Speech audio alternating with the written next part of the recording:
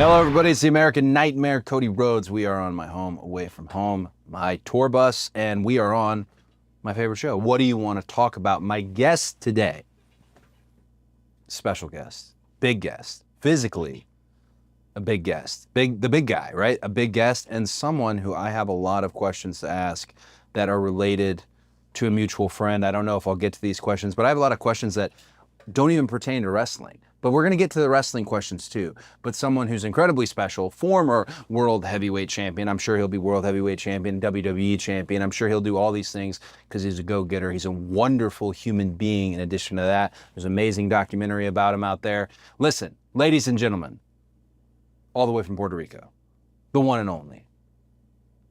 only Damian Priest. How you doing, boss? I'm good, man. Yeah, there's no response. Yeah. Yeah, you have to like... When you got a crew, I figured everybody Yeah, they don't clap do a it. little They bit. don't do No, it's a not pretty, a thing. Yeah. Kyle claps every now and then, right? Yeah, every now and then. You got to really move Kyle.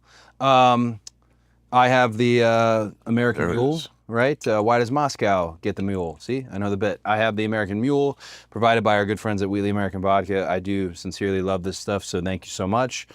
I see you got something special there. Yeah, this is Wheatley Vodka's Archer's Mark. Oh, I love it. Got some Wheatley vodka in it, some cranberry, Yeah. lime juice, simple syrup, Yeah, a dash of Tabasco. no kidding. You know, a little kick. A little kick. Yeah. Hey, So it's pretty good. I've been trying, I'm dying to start the show so I can take the Archer's Mark Bullseye. good. Love that. Little kick. Oh my gosh. All right. Again, I said I'm going to ask some unique questions because we have been involved in some unique scenarios Yeah. that people might not be aware of. And one of them, going to come right out with it and just ask your feelings on it. We wrestled previously at Ring of Honor. Bound by Honor, I think was the show. Spot on. And I so badly wanted to do this thing that I saw Haku do many years ago when a wooden chair was slammed over his head. And he was so tough. He was so big. He was such a dominating, a heater that he just didn't flinch. He just no sold it and carried on. I wanted to replicate something like that when we wrestled. Unfortunately, we didn't have that type of wooden chair. No, not even close. We had what I believe was a Cracker Barrel rocking chair Yeah. and heavy. Ridiculously large. Ridiculously large. And my motto, as you can ask, the Usos know this very well, my brother knows this, is, well, you've heard of several of my mottos. RTD is one, I won't go into that, but FSA, full speed ahead. Often in wrestling, dumb ideas come up, and there'll be someone who's smart and says like, yeah, you need to do that. And that's when I go, yeah, we do. Just almost out of principle, yeah, we should do that idea. So we've got a rocking chair from Cracker Barrel. No one should ever be hit with a rocking chair. Not many men have the strength to pick one up even over their head to deliver what we were trying to do with a rocking chair. Ultimately, we decide full speed ahead, we go with it. And I hit you with this chair. And the effect isn't there because the chair doesn't break. And I don't recall how many times I hit you with a chair. 3. 3. Yeah, it sucked. What was going through your mind in the small Florida town we were in front of, I want to say a nice, very vocal 200 something people? What was going through? I have so much, but I got to start at the beginning with this one. First of all, I love that when we got announced that we were going to work each other, you said, I'd like to do the Ray trailer spot. Oh, around the corner type deal? To this day, I have no idea what you were talking about. So I looked it up, and then I ended up finding that wooden chair clip in that rabbit hole that I went through. Serendipity. But I had no idea. To this day, I have no idea what you meant. But I was like, immediately, of course, you know, it's a big matchup for me. And I was like, yeah, absolutely. I have no idea. Then you tell me about the chair. And I see the clip, and it's a small folding wooden chair. Yeah. And they show up with this ginormous rocking chair. Bird. Yeah. The guy's name was Bird who found the chair. And then the best part is, remember that they were like, well, this is going to be hard to break. so maybe we'll cut it a little bit to make it easier. Did not work. I think they cut the wrong side, so it kind of reinforced it, if anything. Non-effective. Hurt like crazy. And I just turned around. I was like, That's okay, what it was. Because you hit me, it didn't break. You hit me again, it didn't break. And then you hit me again as I was about to turn. And then I just turned around like enough because it was hurting so much. I remember you looking at me, and it was the nicest way of Enough. it didn't work. Yeah. I remember, so that night, it's Bound by Honor, you and I wrestling, but also you were on your way. You'd already signed with NXT, right? No, I don't think so yet. I think you had. Did I? You were lean and mean. No, because I wasn't United States champion then. Okay, but you were close. Or not United States, the TV champ. Because I remember me and the Bucks were thinking, this dude is in great shape. Again, and getting there. And I had thought it wasn't going to be long. So I was really glad. Because remember, at the time, I didn't think I'd ever be coming back to WWE. And for some people there, their only goal in the world was to be at WWE. And it wasn't. I knew we wouldn't have you for long. So to me, because I already had been turned down by WWE a few times at this point. So I believe when we had this match, I had just signed my first contract with Ring of Honor that actually was like, oh, I could buy groceries now regularly, which I was pretty excited about. And it was for 1 year. And I think you were like, a part of that was like, okay, this is part of your first big matchup in your new contract. And I think that's what that was. So I think that's why it seemed more important to me at the time, because it was like, oh, this is like real big deal stuff. I took my time there very seriously in terms of let's sell some tickets. I mean, the company became number 2 only because you joined. Like it was granted it was on a upward swing, but I was doing all right. when you came in, you legitimized like, okay, stars come here. It was pretty cool. I remember the vibe in the locker room was like, oh man, we're gonna be a big deal now. Vibe quickly shifted. Big time. Quickly shifted. But it was a fun time. I always felt it was funny that I didn't really have a crew, but I was in a crew. Because I think you and I even talked about it at the time. I'd already come from WWE. I'd had Randy Orton as a mentor and John Cena even. And I really just wanted to be around everybody. But I jumped right in and was on the bullet train. And that was real heat in the locker room. And I thought, oh man, I missed out. I actually think this is the day that I missed out on making some friends, because I was already in that group, and New Japan was even worse. Buddy, they'd be working 28 days, and then I'd show up at the last day just for the streaming event, fully refreshed, happy. Everybody's been going through Everyone's been going through it, and overpaid as well. Like, oh man. So I apologize. Well, there's nothing to apologize for. You say no. It's not your fault that someone wants to give you something. Well, I think some people may have taken it a certain way, but I think most of us, when you came in and they put you with the Bullet Club, it's like, well, you wasn't going to say no. Yeah. Everything, if anybody was upset, it was mainly because they wanted to be in that spot anyway. You know what I've come to realize about the Bullet Club? And I talk with AJ, I talk with Finn about this all the time. Bullet Club was so cool when Finn Balor was doing it. So cool when AJ Styles was doing it. But they weren't like printing money. It wasn't a money-making enterprise. I joined and it did start making money. However, it was the least cool thing ever. And I realized I was like the sold out, like the commercial Bullet. And that's why I leaned into it a little at the end. So when I look at the leaders of the Bullet Club, I don't mind when people get into these heated arguments over how awful I was for it, because, well, we were doing well. We were places that were sometimes empty, but yeah, no, I know I was a pretty poor. Well, you were there for your purpose. You knew what it was. Dude, I didn't know. Well, you didn't know, but the company did. And it raised the stock of both New Japan and Ring of Honor, so it worked. I'm going to ask you something I've not asked anybody on this pod. I don't think I've asked anyone. What do you have on your wrist? What do you got there? You're the watch guy. You could tell me. Oh, wow, it's beautiful. So was this the first roll that you got? Yeah. That's a world heavyweight champion roll. This is actually exactly when I bought it, right after WrestleMania, and I won the world title. Look at us all now. When we're all broke, we're gonna look back and say, what were we doing? I was just talking about it earlier, how my gear got stolen out of my car when I lived in Jersey in the Indies. It's not funny. No, and I had to retire from wrestling because I couldn't afford new gear. Until I got a job that I could afford to buy another pair of gear like a year later. Okay. And then and afford an apartment, and then I started wrestling again. I'm gonna ask you a really old school question. Why didn't you have your gear on you? Why was you in your car? Because I was homeless. Oh man! Oh, that's a no. No, now I feel terrible. No. Hey, look. You were living out of the car at the time? Yeah, basically. And then just crashing at like random people's places, or go to a party and just sleep there, you know. But that was the life for a few years. Yeah. You know, on and off. You're kind of if you don't mind, and if you do, please tell me, I understand.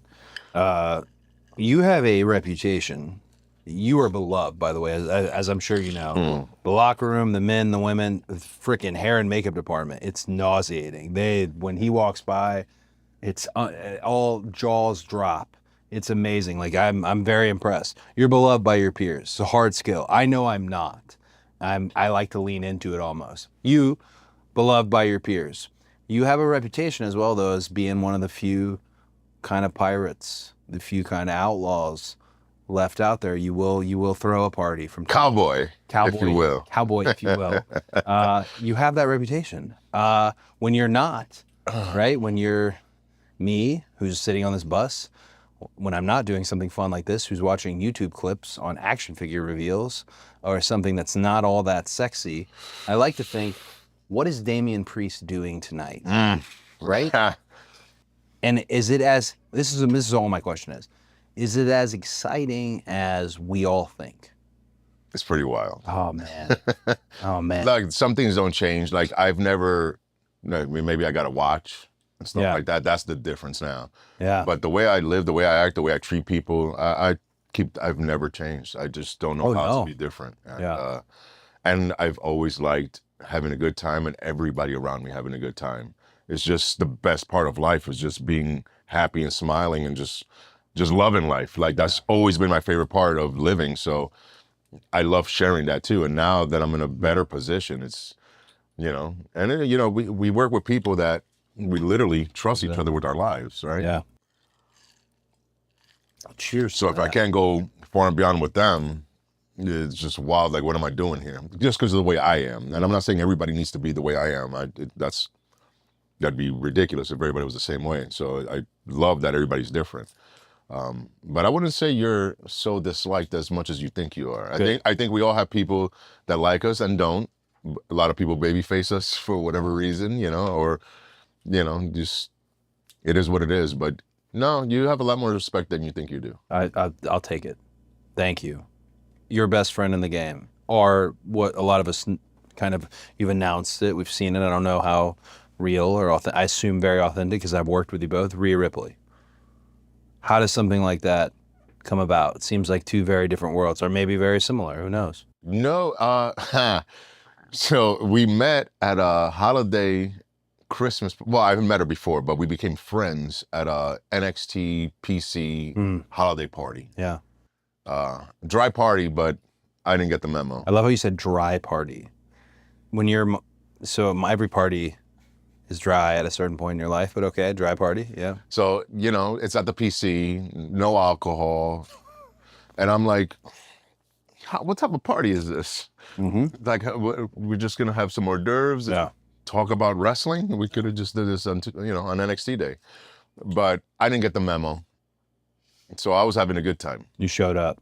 Yeah, I showed up. You showed up. And per Rhea's, her memory of what happened, and I said that I came up to her and her group, whoever she was with, and I just started talking and making everybody laugh. And then me and her just started like talking about music and stuff. And she said I was putting everybody over. And then we just stayed friends. She just thought I was hysterical and then just gravitated towards me because she'd always feel comfortable around me, and we just became best friends immediately, and then that just transferred over to the main roster, Judgment Day, and Terror Twins, and all of it. Are you inspired by her? Yeah, it's just it's wild to see somebody, because we all, this business, we talk about sacrifice. Yeah, we sacrifice time away from our loved ones and this and that, but you're talking about somebody who moved to the other side of the world. They don't even call it Burger King over there. It's Hungry Jack's.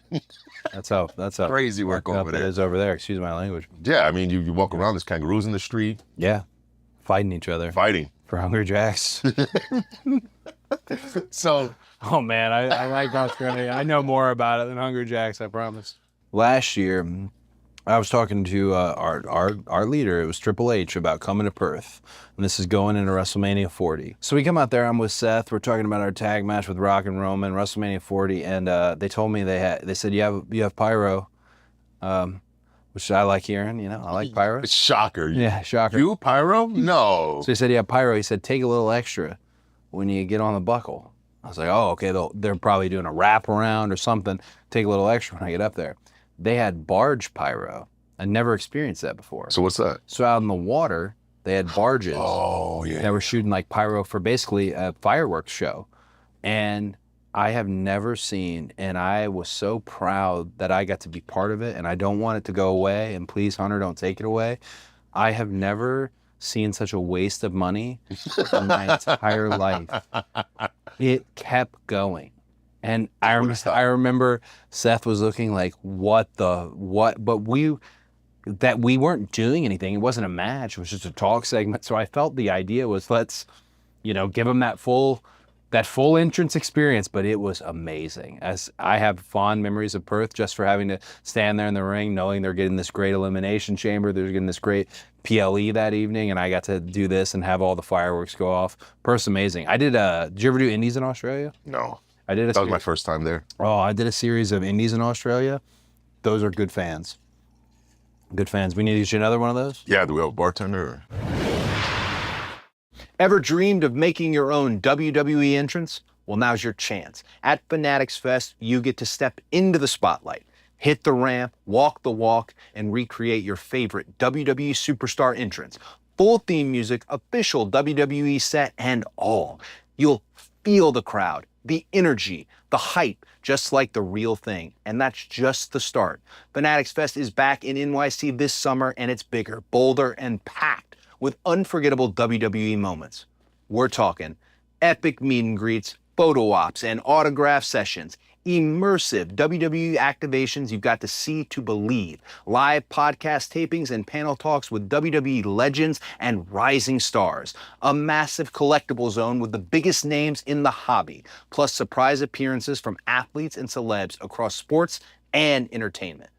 WWE Superstars already confirmed include me, Cody Rhodes, Rhea Ripley, The Undertaker, Jey Uso, Chelsea Green, Trish Stratus, Liv Morgan, Damian Priest, Charlotte Flair, and trust me, there's more on the way. So if you're a WWE fan, this is the place to be. Fanatics Fest hits the Javits Center in NYC from Friday, June 20th to Sunday, June 22nd. Grab your tickets now at fanaticsfest.com and follow along on social for all the latest updates and surprises. We're gonna get you a second drink. I asked for pyro. I got the smoke though. Smoke's cool. You also get the boom. Yeah, no, that boom is legit. I got two of them now. Yeah. I'm pretty excited about that. Bro, that's two more booms than most people are getting these days, man. Yeah, I can't complain. No. But talking about Rhea and her inspiring, so that idea, like her moving across the world and dealing with that internal, like missing her family, and like nobody can identify with it. Like I can't even compare to that. Like no matter how hard I work and how much I push my family aside, they're still here. So to me, like what she did and what to achieve her dream. Yeah. Like that's why she's in the position she's in. Because who's willing to do so? I don't know if I would have, but now she inspired me to like, you know what? No matter what I think I can or cannot do, I'm gonna try to do it anyway. Because if she did all that, everything else seems so minuscule, so it's so simple compared to what she had to do to change. And then on top of that, just her willingness to just go out there and just be not the norm. Yeah. Rhea Ripley does not look like every other or every... Oh. When you think of a female superstar, wrestler, that's not what you picture. Yeah. Like somebody with tattoos and their vibe and just... I forget she's covered in tats. I forget. Way more than I have. Yeah. And she's crazy because like I'm at a point now that I still get tattoos with her and everything, and every time I get a tattoo, I'm like, why did I decide to do this again? I'm I'm not in it for the pain anymore. I'm No. way past it. No. It's not cool. I always had a bone to pick with because her and Buddy, they're such a wonderful couple, like you said, Yeah. and they moved everything they could to come here and create this brand for themselves, and they're just doing it. And this is an unpopular thing to share, but I'll share it.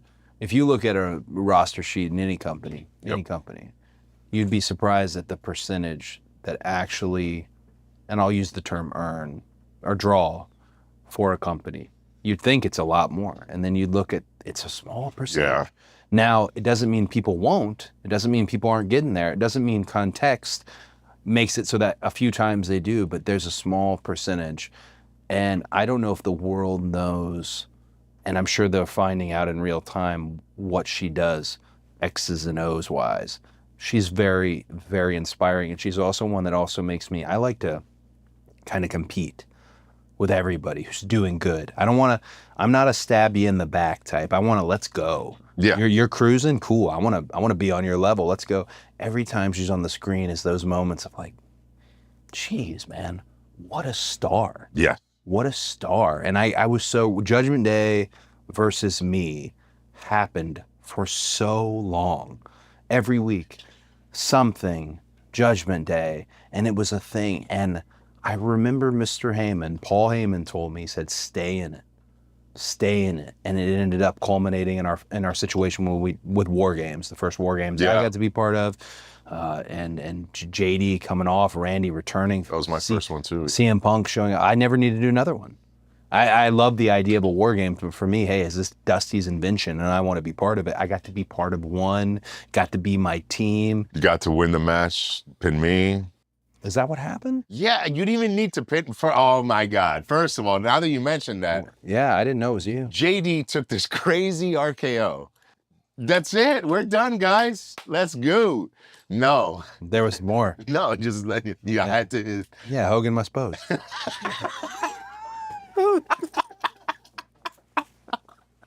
Oh man! For a second, it's funny because you said that. That was your first. That was my first. I was like, wait a minute, we were in it together, and you beat me. I don't even. That's how.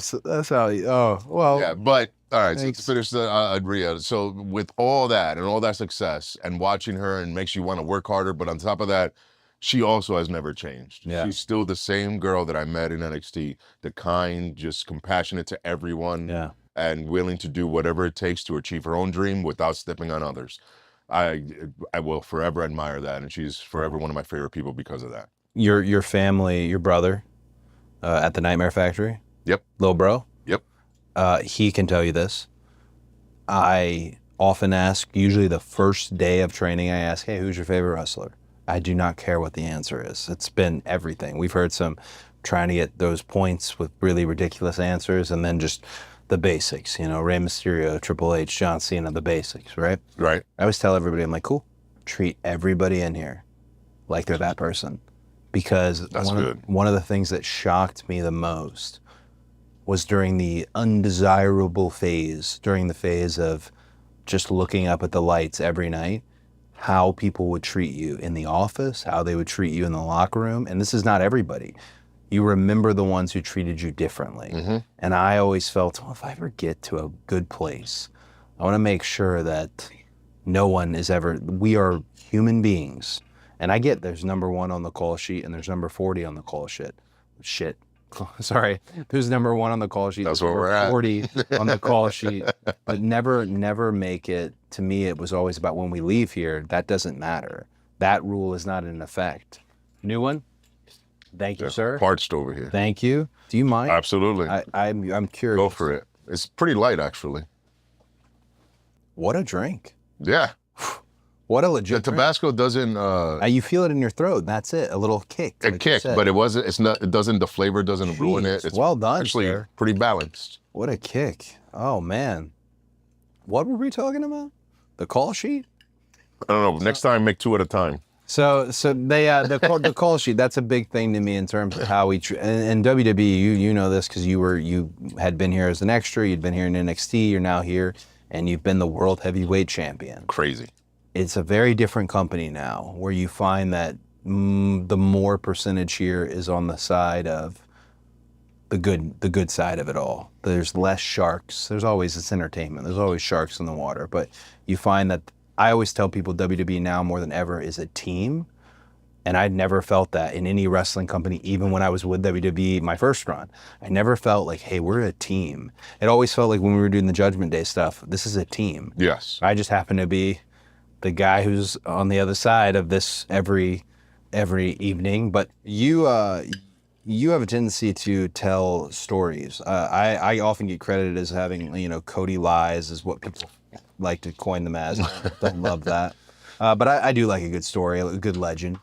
I have heard you before explain to people that I have a snack basket and at my house, and that I order food with the intent on others eating it to fatten them up. Yes. So that's a real thing you tell people? It's a real thing that you do, or I don't recall. I don't know when did this happen? And I found out afterward that it wasn't that day that I found out that you did it to me. It was after the fact that it was like, oh, he does this all the time. And I was like, oh, that you invite people over. To my home? Yes. Okay. Hey, come over, we'll hang out. And for me, it was such an honor. I mean, we were in ROH, and, I knew, obviously, Mike QT Marshall was friends with you. I'm surprised we haven't brought him up already.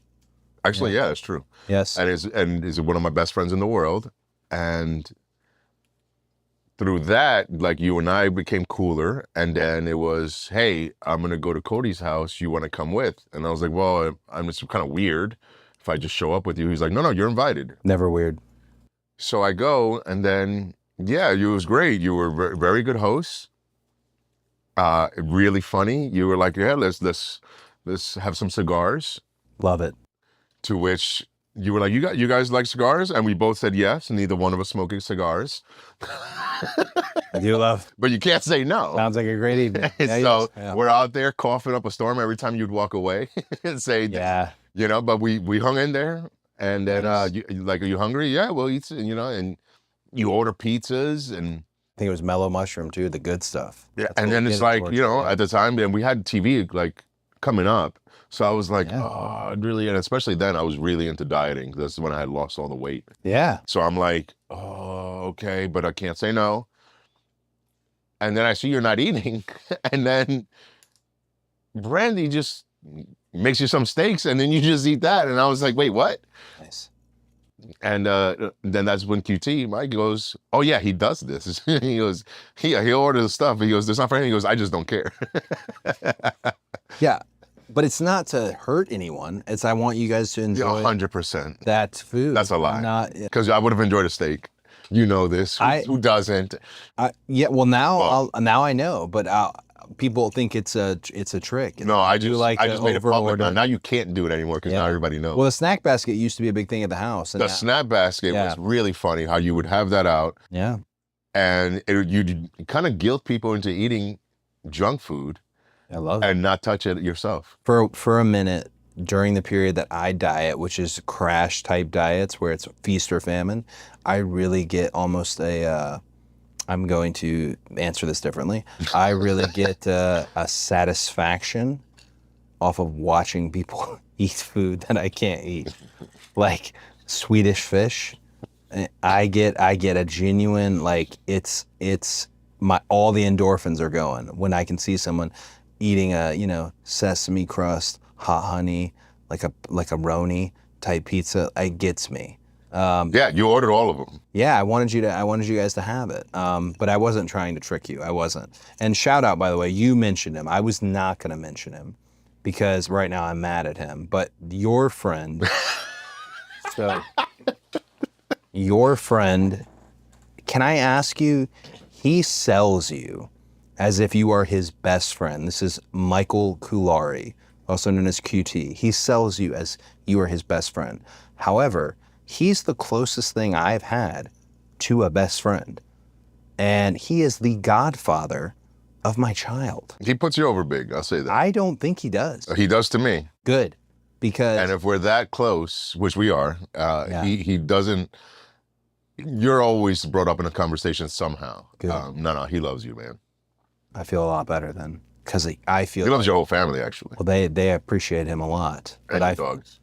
Yeah, the dog. Everyone loves him. He is the godfather of my child. You also always have Reese's for him, so. But because of that, I can't get him to the house like I used to get him to the house. And all those Reese's, they're ready for him. I don't know. That's funny. I get it. I don't get to see him anymore either, so yeah. I get it. I like that you guys were real friends though, because for a while I thought he was making it up. No, right? so I hung out with Punishment. Yeah, I thought he was making. So when I started, because we trained at the Monster Factory, when Larry Sharp owned it. I have to ask you about the Monster Factory. Okay. The Monster Factory. Please go on. Go. You're already there. I already had been about a year in, and then he started. So at the infancy of my career, like that's when we met and we got along. We weren't like boys back then. We became boys like. Because he already had done stuff with ROH. He had done a lot of extra work for WWE. Yeah.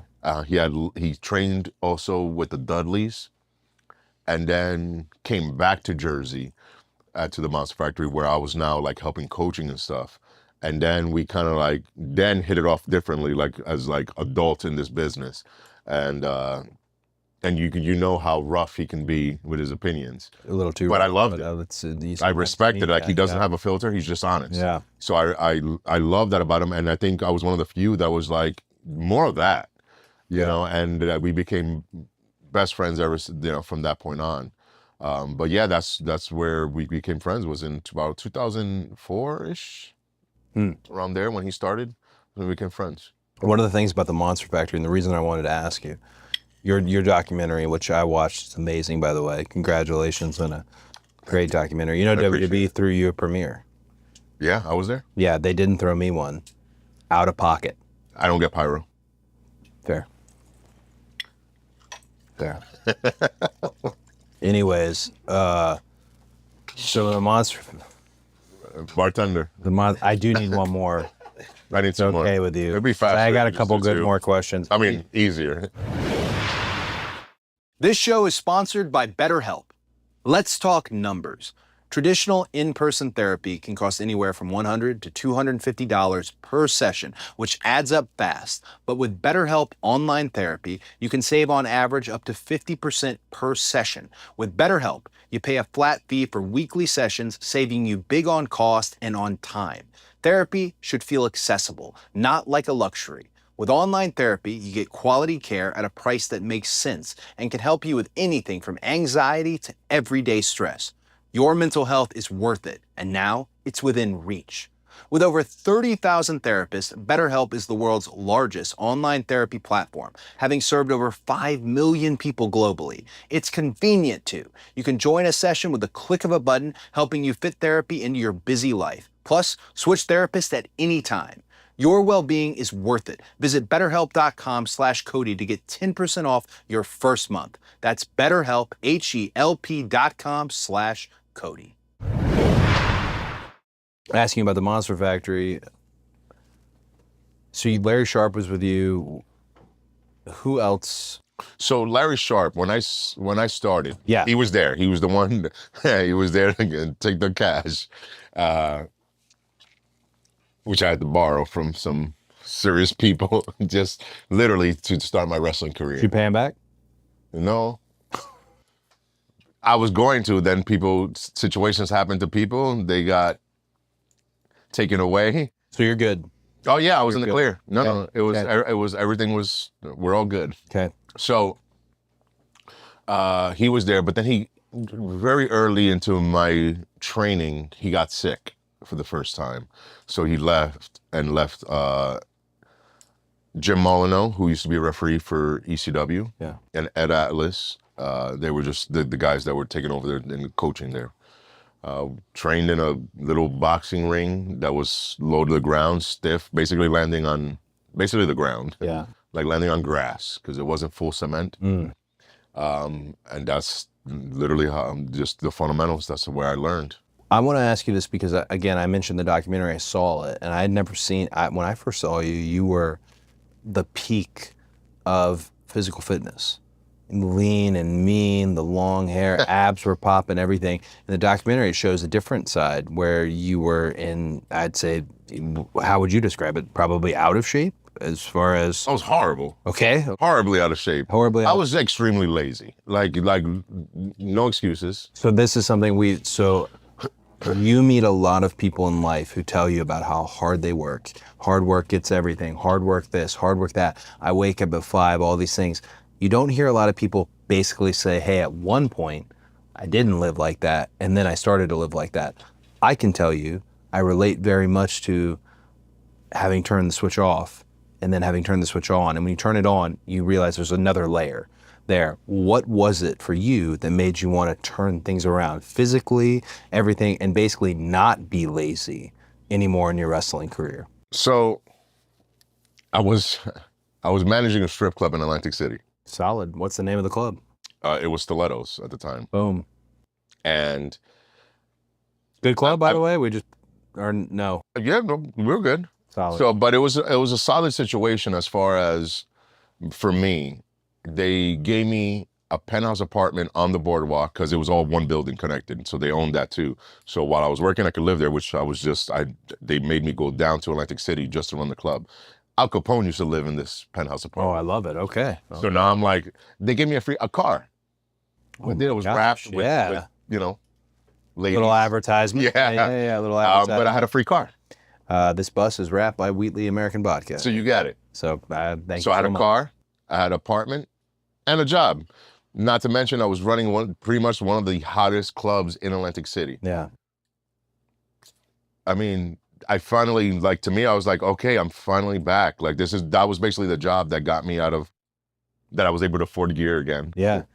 And things were going decent. And then one day, one of the owners came up to me and was like, hey, we want to give you more responsibility, give you a raise, we like you. And it was all positive stuff. And I'm like, awesome. He goes, you just got to stop doing that wrestling thing you do sometimes on the weekends. I don't know why that day. And by this point, I'm about 400 pounds. Yeah. This is because I've become complacent and lazy, and everybody and their mother has just done this to me on my shoulder and said, you're going to be fine with wrestling. You're big and you have ability, so you'll be fine. I just took that. I was like, I don't have to try no more. For whatever reason, I don't know why I became that way. And then, but that day specifically, because I got to the point a few nights that I realized that I was actually unhappy. Yeah. Miserable. And self-sabotaging, and I knew that I was not doing what I was supposed to be doing. And that day was perfect timing because I was feeling all those things, and the owner told me that, and without hesitation I said, yeah, you have my 2 weeks notice. I walked out of that office and it was like, what did I just do? Yeah. Because now I went right back to not having anywhere to go. An emotional decision. But without hesitation, that same day, stopped eating junk food, cut out so many things, joined the gym, and never looked back. Yeah. And then it was crazy how the moment I started that, and then got rid of all these, it's just people that just tell you what you want to hear, not what you need to hear. Yeah. And people that just like to ride the bandwagon. Sure. People you don't need in your life. The moment I dropped everybody from there and just started dealing with real people, all of it, the opportunity started happening. That's when I started getting, and then first of all, I lost the weight. Then I started getting calls to do extra work and tryouts, and ROH was calling. It was just a lot of things started happening, and I was like, I wish I would have done this sooner. It's like, man, wow, what a thought. Work for your dream and things can happen. Well, too, mediocrity loves company, and it's nice to have company. It is. It's comfortable. It's comfortable, easy. But there's such a brighter side. There's such a bigger thing, and I love that you basically, just upon hearing that you would potentially lose this thing, just hearing it flares you up enough to say, I'm good, and follow that. That's an incredible thing. And, you're spot on. And actually, I've never said this in any interview or really publicly, even to my friends.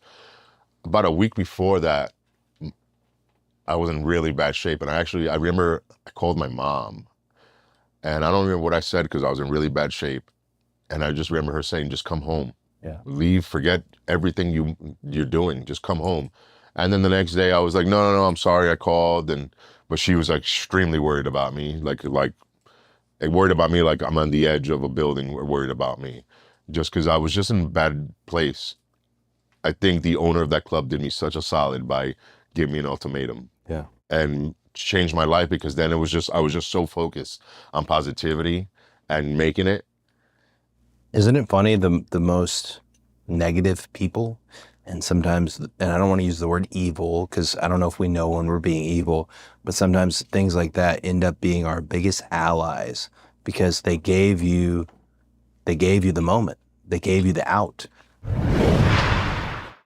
This segment is brought to you by Fanatics. What is your Mount Rushmore of sports jerseys, including WWE gear, that means the most to you?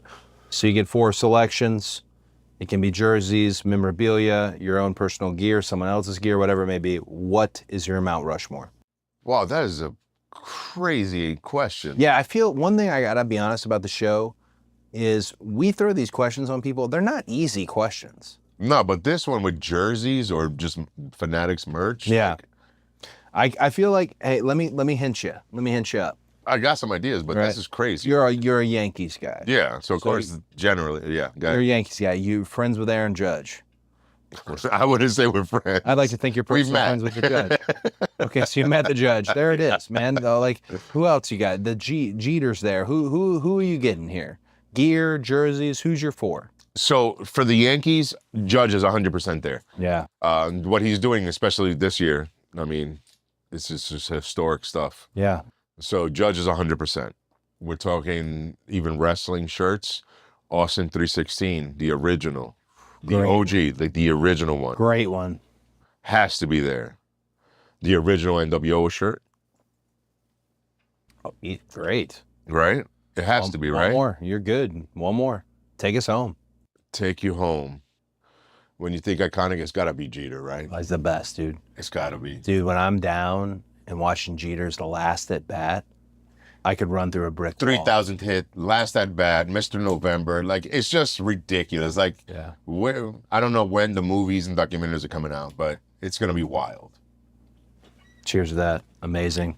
Let me close this out. Dog. For our viewers and listeners, whoever is on your Mount Rushmore, you can get all your favorite jerseys and fan clothing from Fanatics. Go to fanatics.com or download the app today. Up, fresh stuff. Yeah, time. All right. Parched again. Thank you so much. Thank you. Thanks, dog. Thank you. Appreciate it. Thanks, Kyle. Thank you very much. Salute. Cheers. But to my cubano hermano. Yeah. But I feel when people, this club owner, he's telling you, hey, you got to stop this. Those incidents still happen on a weekly, on a monthly. They happen where people try to impede you from something, and they end up being big allies in your life. Not in a way where you call them, not in a way where you're friends with them, but they were a turning point. They were anchor people in that moment. And I, in a way, glad it happened. A lot of Me too. Yeah. Isn't it wild? Like one moment, and it was the timing too, because a week before, maybe my answer would have been different. Yeah. It's just wild how just the right timing with stuff can work out for people, but that's on us always. Do you know that guy today? Do you talk to him? Have you ever spoken to him? Nope, never spoke to him again. I always tell, I hate saying this, but I do feel you'll come across, and this isn't everyone, but you'll come across a lot of enemies in wrestling. And I always tell people, I'm like, don't worry about them. No, I have defeated so few of my enemies. However, karma has defeated almost all of them. It's crazy how that works. I have had so little focus on the ones who hurt me or hurt Brandy. And I've thought, no, I'm just gonna, the best thing I can do is be successful. And then by the time I look back, oh, they're gone. Something already, they took care of themselves. I've noticed that too. It's wild how that works. Yeah. And I think sometimes it's, because you don't have to do anything. It's when people are that miserable and that negative and that malicious. When something bad happens to them, it's a bigger deal than it should be. So that's when you eventually do hear about something, to your point, it's like, yeah, you're not hearing about the positive, you're just hearing about the negative that happened to that person because it's bigger impact to that one individual. Sure. And it's wild how, I know exactly what you're saying because I've seen it and I've experienced it. And you're right, it's somehow, the universe works in weird ways, and to whatever people believe in, it does come back some way, somehow. One of this is a big detour, but one of the unique ways the universe works. I have always wanted to ask you this. Are you afraid of flying? Because we had a situation, and I hope you don't mind, we had a situation where the Omaha, we needed to get to Omaha or get out of Omaha, something, and I thought I'd be big baller and save the day, and there was no commercial flights were going. They were clearly going to delay it or cancel it, so I got the crew a jet. We were heading to El Paso, actually. That was the trouble. We needed to get to El Paso from Nebraska in the middle of a snowstorm, and the only way we could do it is flying private. Ultimately, WWE, thank gosh, stepped in. They covered it for me, so they... But the fact that you were willing to do it was pretty cool, and I think people should know that that's who you are. You're that guy. We had a show to do. And remember, no producers. Me and Seth. That was that's... Me and Seth. That's right. What a crazy day. We were producers, and it was a show that had a commission. So we actually had to do work. It wasn't like, hey, you're good, we know your match. Hey, 12 minutes, none of that. That was all pretty much. This is WWE. This was, we had to tell. This is how crazy. We had to tell people, hey, please go see the commission for your heart. And it was like, why are you telling me this? Because like, I thought you guys are walking around the paper. No, but you guys did your thing, and everybody took you guys seriously. The best is I didn't put the producers on the flight. I put the boys on the flight because I was like, hey, well, we have to do the show. Love the producers. Love them, but we had to do the show. Yeah, you need the talent for the show. So Seth is doing an incredible job. Obviously, that's in his future. I'm sure the world can figure out that Seth I agree. That's in his future. But I remember you being on that plane, and you're so calm and so like jovial in the way you are. And then it's a private jet, and those often feel like you're falling out of the sky. And it took off, and you went like, close the stop windows. Laughing. I freaked out. Yeah. I started like clenching more to the seat, and I thought, what is this giant man so like afraid? A small fear of flying, perhaps? So, I don't like flying. Plain and simple. I'm better with it now. Yeah. And actually, it was the first time I wrestled in Japan. And I remember talking to somebody. It was Adam Cole, actually. Yeah. Where I was talking to him because he told me that he had a fear of flying back in the day, and because I was terrified to fly to Japan. And he told me, he was like, "This is the flight that's gonna get you. Get over it." He goes, "That's what happened to me." He goes, "You're just stuck there for so many hours that you kind of just settle in." Yep. And I understood what he said, and I agree with him because it got me more comfortable. Like, I'm okay with flying. But I always, every flight, as soon as I sit down, I gotta put on my headphones. I gotta start figuring out what I'm gonna do for when the flight takes off. Yeah. My brain has to be distracted. I can't just be looking out a window. Oh, I can't just be in silence, just like in the moment, because I will freak out. You know how I know this, right? What, that flight? Yeah, you flight threw a giant drink all over me. I did not. Okay. I had limes so under now, the seat. I'm going to let the world know this. So Cody, he, as charming as he is and as entertaining as he is, story. He fabricates a lot of stories. That's not true. That's not what happened. Did we not take off from Saudi Arabia? Like, to all the boys, you love telling the story as if I threw a drink behind me and threw limes. I literally, the way my drink is right now, I put it down. It was because, so you have a chair, and now there's like between the chair and the window, there's like a little railing thing. I put it down there. The thing took off. I held on because it was terrifying, and everything just slid backwards. And to be honest, I couldn't believe that there was nothing in between. It just kept on going. So like limes and drinks. And I have no fear of flying. And nothing touched so me, I was probably by the way. dead asleep. He just saw it, and he was like, "Why are you throwing stuff out?" It's covered. It was covered with limes. I went to talk to Hunter. Right, maybe front. Limes landed. It's like, why do you smell like? No, I was. I'm glad you've answered. I was curious. So you're over it, though. But no, I'm good. Still. As long as I'm distracted, and a few take it easies, I'm good. The old libations. Yeah, that'll get. So dogs got to hunt. Oh, and there's a little brag. Last year, I signed a new contract, right, with the company. No way. And it was right before. Is that news? I don't know. I didn't make a. It is now. I didn't make a scene out of it like Drew Congratulations. McIntyre or anybody. Yeah, but I didn't get a sword. We love Drew, but he's leaking it online. Yeah. Come on the show, Drew. I'm not even gonna. Big Scottish guy. I bet he can drink. He can, I'll give him that. He can get it in. Yeah. So, and part of my contract up until this point, you know, and I'm a big guy. Never sat. I don't even think I sat first class in my life. Yeah. But I was like, hey, you know, I don't want to feel pain anymore. Yeah. Like I don't want to wrestle and then because like I'm sorry, I am a big guy. I don't fit. So and they were like, oh, that's not a problem. Yeah, you should have had that already. I was like, Nice. well, I don't know the rules. I don't know how to politic. Right. I don't know how to ask for stuff. I'm just not me. It's not really politicking. I'm just asking for a creature comfort. I don't know how it works. I still don't know. Just ask for what you want. But there was the first time that they were like, yeah, you can sit at the front of the plane from now on. Wow. So, and the first time that this went into effect was actually when we went to Australia last year. Yeah. Now, you know the way I fly. You know the way I am on the planes, especially charters with the boys and the girls. Like, I like to make say, like I said, we're going to have a good time. I'm glad you brought this up because lately I haven't been flying with the crew. And some of the reports I've heard back. The superheroes? Of you dressed in superhero outfits are accurate? Are the reports accurate? Batman? So, yeah. Aquaman? Yeah, what happens is after a few libations and some time in the air, I just feel like people need some help. And superheroes are the best at helping.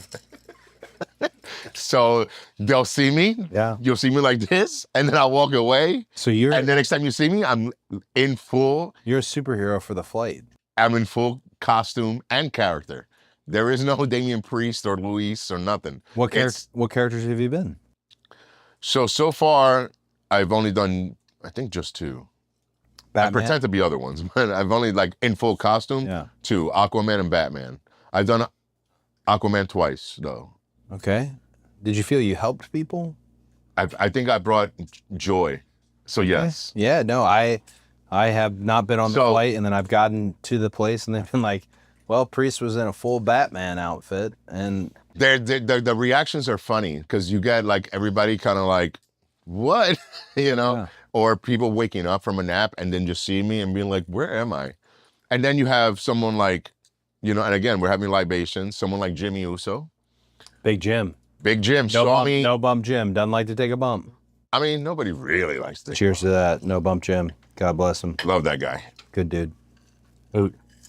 He saw me as Aquaman. Never seen somebody more mad. He didn't like Aquaman. He just sat. He didn't get up. He didn't say a word to me. He just sat there, just mean mugging. Oh no! But it was real. And then I've talked to him about it. He was like, I don't know why I was so hot about it. But anyway, this flight to Australia. Yeah. My first one, and now it's a long flight. So it's not the only flight. We got. And again, I think we've established the way I am. Yeah. And especially on charters, I like my libation. I like having a good time with everybody. But they put me in the front for the first time. But on this front, it was me,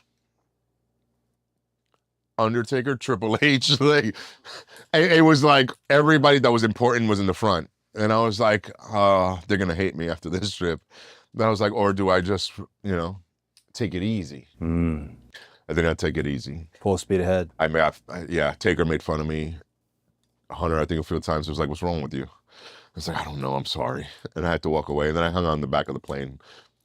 I did all this to get to the front, and I ended up flying don't worry. in the back of the plane for the most. I sat down a few times when they said, you got to sit down. I got a good Hunter story in terms of where I thought I'll never live that day. We had he doesn't probably remember this. As often I'll tell him a story, he'll be like, that happened? I'm like, yep. We were on the bus, and this is back when Hunter would be on the bus on the Europe tours.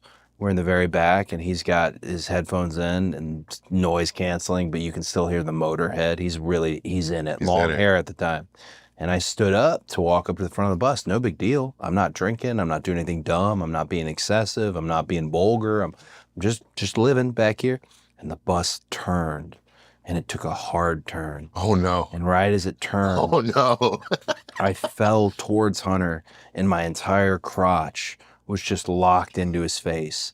And because of the gravity and the centripetal forces that are happening here, I could not get back. I couldn't pull myself back.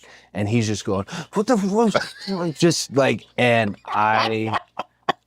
And then we get to a straightaway. The gravity. And I don't want to, we think of him now in professional sense, and we will obviously keep that. He had a lot of words for me. Yeah, he had more than 2 words for me. More than 2. He had more than 2, but I felt like, well, that's it. One of my wrestling heroes has now had my. He gets over stuff pretty quickly. Yeah, he moves. I mean, he moves on immediately. After hearing that story at the Hall of Fame, it's like, oh man, that was a flesh wound compared to what you were dealing with. Right. Yeah, he's good. Yeah. What a good boss, by the way. Papa H. Yeah, Papa H. Cheers to him. Good boss. Cheers.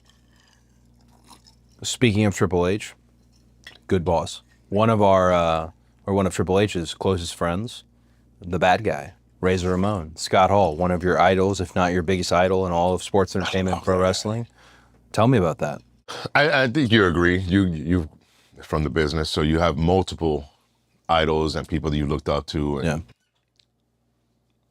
the character Razor Ramon, that was the initial introduction to me loving that guy. Because number one, I didn't, I was a kid, so I didn't realize that he wasn't Latino. To me, I was like, he legit was. He did a great job then, yeah. I'm sure my dad knew and other people that because maybe the accent wasn't on, but to me, I was like, that was my first of, man, this guy represents us. Yeah. Because that was before Savio and stuff, because I was a big Savio fan. Savio was great. But so to me, Razor Ramon, that character. Yeah. Oh, so cool. The machismo. And then just the bad guy, the machismo. All those lines, the surfer walk, the cha-cha-cha thing. And he was just the coolest. The way he would do his hair. And I'm a big fan of the movie Scarface, which is where he got the character from. So it all like, man, this is so cool. Fast forward, as now I'm an adult and I'm thinking about doing stuff. My dream is not to become a wrestler. Then he jumped ship to WCW. Yeah. And then this is super cool. And I'm like, he's still the cool. I never watched WCW, ever. He took you. I knew what WCW was. Wow. I knew who Sting was. Yeah. I knew all the main stars there. Well, speaking of Sting, Scott Hall is largely responsible for Crow's Sting. I would say 100%. Yeah. So the guy knew what was cool. Yeah. Sting became one of my favorites because of the Crow character, which is one of my also favorite movies. And that's kind of cool that Scott Hall said that. Yeah. But he brought me there. And then so all of this fandom and thinking he's the coolest. Fast forward many years later to NXT when I actually got to meet him. And again, I was a fan. Basically, I'm kind of a fan of the Clique, to be honest, because I'm friends with X-Pac, Sean. How could you not be? They were the best at what they were doing. Kevin Nash, I thought. Elite. Big Daddy Cool was another one of those, just one of the coolest people. When you saw him on TV, you're like, that guy's cool. Like, I was Shawn Michaels and Triple H, there's nothing to be said about them. Yeah. But with Scott, specifically, he was just, because first of all, he was so big, but knew how to do a job that made other people seem bigger and make him, he was just one of the, man, I just still think he's underrated. How good, he's so good that as time keeps going, I see more and more, and I'm thinking, I mean, even the bump that people are always looking at, the Steve Austin, the stunner bump. Yeah. One of the lost arts is you can do the job for somebody in pro wrestling, or you can do the honors. And the Clique, as much as they were beating everybody on a pretty regular, they also knew how to do the honors. When you were going to beat them, you were going to beat them. And they fought to make it cooler. Oh my gosh, they gave you everything, right? Yeah, I would always credit them. That's why I try to mimic that. Like, if I'm going to lose, like I look at them as an example. Look, that's how you lose. You know what I mean? Like, just don't complain. Don't think of like an easy way out. Just do it. Yeah, and it's great. So, and then in NXT, when I finally got to meet him a couple of times, and I was very shy-ish talking to him and Nash both, because they would usually come together. But specifically Scott, I went up to and we had long conversations about stuff, and X-Pac kind of set the table because I was already friends with him and introduced me and said, this is a good dude. So that he had paid a little extra attention to me. And then, when I explained to him why I was a fan and how I felt, and he thought it was cool, and I was like, hey, would you mind if I did a few things that you do? And it started with the walk, which I didn't even know had a name. And he told me, what, the surfer walk? And I was like, oh yeah. He was like, yeah, because like you're on a surfboard. And I was like, never even knew that. And then he was like, yeah, if you want to do the cha-cha-cha. And I was like, that has a name too? I was like, I don't have the rhythm for that. I'm like, Is this the cha-cha-cha? yeah, for whatever reason, I can't do it right. So I'm like, I'm never going to do that one. But then the Razor's Edge was the big one. And I was like, would you mind if I did the Razor's Edge? He was like, well, people do it. I was like, yeah, but they don't call it the Razor's Edge. Yeah. I was like, I'm not going to do a high cross or. No, you want to do the Razor's Edge. It's the Razor's Edge. Yeah. And he goes, that's cool. I was like, yeah. And I was like, thank you. And then even doing the drip. And that was a combo because I had to ask him, and then Nash was there as well. The blood drip. Yeah, using that in my gear and stuff, which I've incorporated. Basically, it's kind of like one of my standard looks. Like I do 2 different versions, but it's a part of my look now, which I was kind of cool that when I asked him first, Scott, and then Scott called over Nash, and I was like, but he did it in a way where it was they were teasing me. Like, I was like, hey man, would you mind if I used the drip? He was like, oh, you want to use our stuff?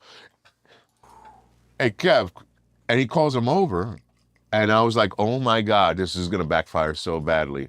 He goes, brother wants to use our logos, our drip. Oh, wow. What do you think of that? So now I'm looking at Nash, who, as for what I know, he's just a business guy. He is about the business. So if it has to do with something that somebody else is going to make money because of his idea, I'm like, he's going to be really mean to me right now. Yeah.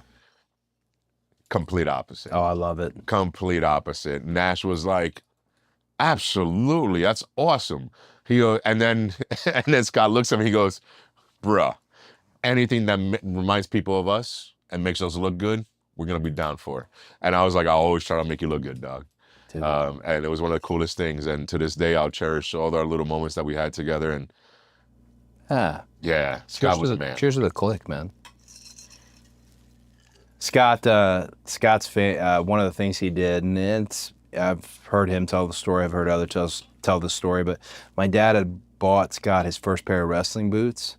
That's pretty common. I mean, I'm not trying to pat myself on the back, but I tend to buy people's first pair of boots. Oh, but that's cool because you're in a position of that influence. When you can. Yeah, no, that's pretty sweet. When you can, and I don't want them back, but I've bought a few boots. But Scott showed back up, and it was a matter of $300. This wasn't, it wasn't too bad, and it was only months after Dusty had bought him those boots, and he slapped it back in his hands, and he made it official. And just my dad. That's a good story. My dad, when you meet younger people, like I always joked with you guys that I wish Dom thought I was cool, because Dom's so cool. Dom is pretty Dom cool. is so cool. It's like I hate and love that. I've given up on it because he's not gonna think I'm cool. But man, he is so cool. He's so cool. I see him sometimes and I'm like, I think I hate you more because he's so cool, right? So cool. So they were so cool, and I think my dad saw them and thought, hey, let me be cool with you guys a little bit. And they were the first to be like, yup, 100%, we'll join you. So really good, and again, underrated in terms of knowing how to, when it's time, we'll bust you up, but when it's your time, just look at we got you, man. Yeah, doing the honors versus doing the job. And I know we talk a lot of inside baseball and stuff on the pod, and there's a huge difference. If you're ever gonna do it, that's how you do it. Yeah, I want to ask you a question, but I also want to thank you for something that you did. Let me tell you one more Scott story. Hit it up. Just because reminded me of something funny. Terry Taylor. Love him.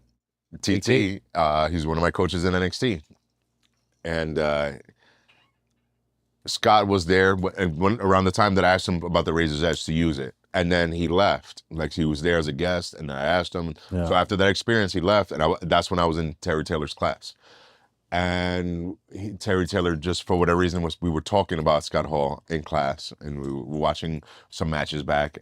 Love this story. And Terry Taylor told it, which is even funnier. In WCW, I guess they were going to give Terry the shot. Now, Scott's there. They were like, look, Scott's going to beat you, but you're going to get 90% of the offense. Yeah. You're going to light him up. You're going to showcase, and this will set the table to building you. He said, all right, sweet. Go to the ring. They lock up or whatever. And Scott immediately goes, office said sell.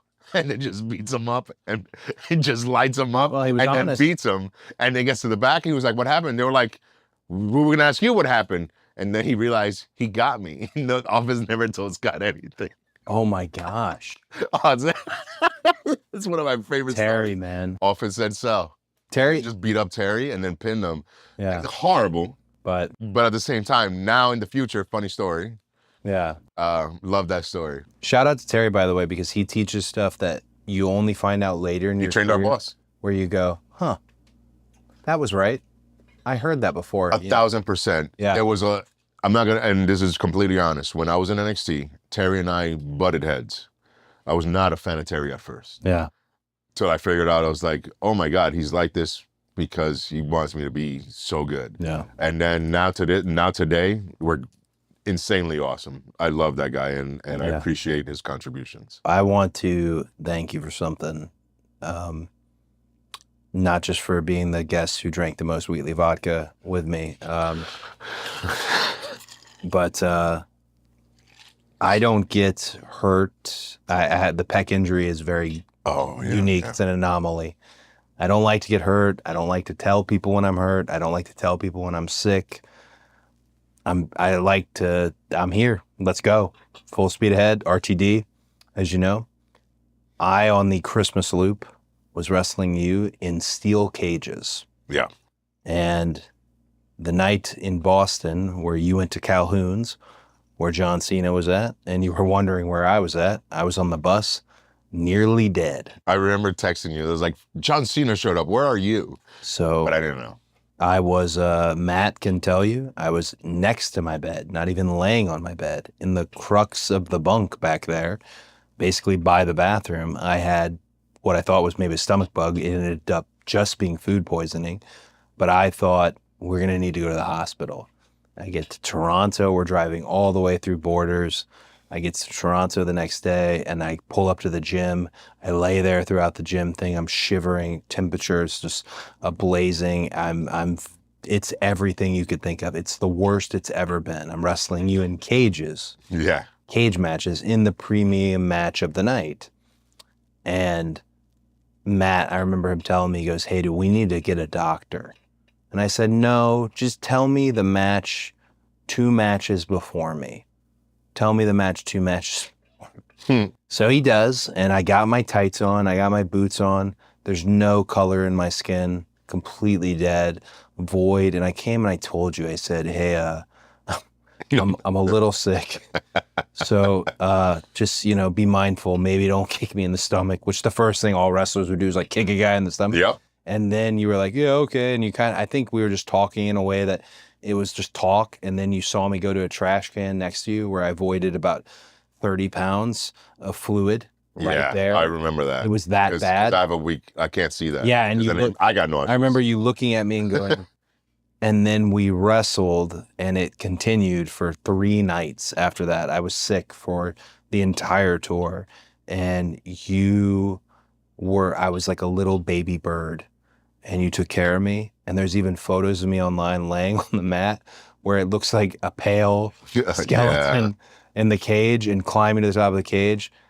I could not have asked for a more professional dance partner in that moment. And again, if we never use it, understood, but it's the worst it's ever been for me in the ring. Adrenaline didn't help at all. There was no adrenaline in my soul. None. No, the soul was empty. At that point, the soul was. So was I wanted to thank you for it. No, Stand by. I wanted to thank you for it. No, and I do remember that. But look, that's one of those. It's like, man, Cody's responsible for the house. We got to do our part. True, but thank you. I couldn't have asked for better. That was actually. I remember that, and that was a lot because I felt bad, and I was like, how do I protect? It was a lot of like pressure in the sense of, I don't want to hurt him. I don't like in this like you're not hurt you physically, just like do damage to what was going through it. And I was like, okay, like let me make this really easy for him. You kept me. But man, you're not bringing up Saudi. I kept that one secret. Oh man. Do you want me to bring it up? That's up to you. Saudi's very simple. It actually is a short one. It's a very simple little tale. I want to shout out one of the best producers in all of WWE, that being Chris Abyss. Is Chris Park? I just call him Abyss. I call him Abyss. Yeah, just a wonderful producer, incredibly nervous all the time, but wants everything to be great. He was our producer for our match in Saudi. Yep. And for whatever reason, sometimes the crowds are amazing and hot and vocal and loud. This crowd was a little bit more subdued. And right before we went out, we were second to last, I believe. Yeah. And Judgment Day, Cody Rhodes, this had been a regular TV story. Yep. Someone in management stood up and said, hey guys, if they're not there for you, just go home. Take it home. And I remember thinking, exactly. That was the best thing they could have said. I remember thinking, don't love that. No, and not at all. We proceeded to get them back, and it was a sprint. We were on a clock, but we were on it. And I thought, because I remember we met in the really weird showers that they have over there. God bless. But it was a moment of, hey, thank you. And good moment. And I felt good for Abyss. I was proud. Like, don't tell me, hey, they're probably not. No, we'll get it. No. And it was like an understanding without, we didn't have that conversation before the match of, oh, well, now we have to go out there and kill. No, we just both knew what we had to do, and we did it. Came back and then got praised for it. If it's our job to get them, we're gonna get them. And now you're telling us, hey, we don't even. No. We're gonna go even harder. And that was good. That was a proud. We put the pressure on ourselves without even discussing it, and then did the job. And then came back and then got told, you brought them back. Like, thank you. And it was like, you're welcome. The good times. Love good times. Love that. So this is a game we play on the show that often, every show. I don't know why I said often. I'll play this for you. This is the jingle for Wheatley American Vodka. It ends in a certain way. I'm going to ask you to change the phrasing on it as we go. But first, I want you to take a look at this. Vodka soda with Wheatley. Wheatley, so good I drink it neat. This song right here is for the red, white, and blue. You got good taste, and you drink like it too. Wheatley, so good I drink it neatly. Wheatley American Vodka. Okay, Wheatley American Vodka, the wonderful providers here today. Wheatley, so good I drink it neatly. Damian Priest, what would you replace the word neatly with? So Wheatley, so good I drink it. I drink it to take it easy. Oh, perfect. Perfect. Cheers to that. Cheers to that. You might have preemptively drank that whole thing here, but that's okay. That's a good way to end. Oh, no. I will. Myself and so you're doing multiple bottles now. So you got to finish one at a time. There's a lot of Wheatley. So we like to consider ourselves the American Dream Team. God bless my friends at Wheatley. Myself and Wheatley Vodka. I want to ask you, and you probably have a follow-up question. That's okay. Who makes up your dream team? Like how many people? Like for what? You know what? I know. I need. We have had it all over the map. We've had animals. But I don't even know what you mean. So the best way I'll put it is, as you're heading into the zombie apocalypse, who's with you? Or you're heading into WarGames, who's with you? And you can pick animals. You go crazy. We've had people go crazy. Huh. How many people? If you're going into WarGames, I think you need 4 more. Oh, but yeah. Again, so that's zombie apocalypse. So I was thinking we're like 4 people. You honestly don't limit yourself. Who's coming in? Who's your dream team? Oh man, this is rough. Jackie and Harry. Because I'm like ready for a zombie apocalypse. All right, let's go. Who is it? Like I got bows and arrows. I got all types of stuff. I got ammo. I got a lot of stuff. I'm ready. I'm ready to go for either zombies or aliens. I'm ready to go. Why do you have a bow and arrow? I have from them the archer. I have them all over the house. Okay, fair. Arrows everywhere. Just ready, just in case. Bam. Bam. Love it. Who is I'm pretty good at it. Okay. I don't doubt it. Oh man. Because when you said a zombie, and I'm thinking apocalypse. Don't think too hard on it. People are gonna run out of You're bullets. going in. You're in a foxhole. Who's in there with you? Who's in there with you? Cody, you're gonna be in there with me. Oh hell yeah, yeah. Cheers to that. I'm a good foxhole guy. I need Rhea. Rhea Ripley, Cody Rhodes. And I'm just doing people that we work with. I'm gonna keep it simple. Fair. I'm gonna keep it simple because then it'll be crazy. But it's gotta be more of a party vibe too. Yeah, the zombie apocalypse does need the party vibe. Yeah, but if you grab somebody like Sheamus, I mean, you get both. The guy's That's a great call. he's just destroy people, but also party. Big shame. So you got Sheamus, you got Rhea, you got me. Oh man, You can have more than one more. Gotcha. Just because he's just the coolest. and he's your dude. I mean, Randy Orton, right? Like, Great pick. He's big too, so you can kind of like.